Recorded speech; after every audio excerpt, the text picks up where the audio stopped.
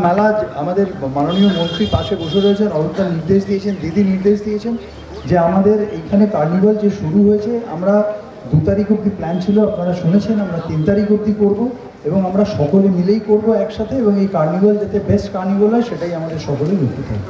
আমরা যেটা বলেছি যে পার্কিংয়ে এখন থেকে আজকে থেকে এই মুহূর্ত থেকে পার্কিংটা ম্যানেজ করবে হাওড়া কমিশনের, তারাই করবে, কোনো টাকা পয়সা লাগবে না। সাধারণ মানুষের জন্য এই সিদ্ধান্তটা নেওয়া হয়েছে। আর একটা সুখবর একটু আগেই স্যার দিয়েছেন কি পার্কিংটা এখন থেকে সাধারণ মানুষের জন্য, যেটা আমাদের মাননীয় মুখ্যমন্ত্রী মানবিক চিন্তাধারা যেটা আছে সেটাকে আমরা ক্যারি অন ফরওয়ার্ড করছি। সেই এন্ট্রি ফিসটাও মনে হয় কোনো টাকা নেই, সিমিলারলি পার্কিংয়েও কোনো টাকা নেই। তো এটা ভালো খবর।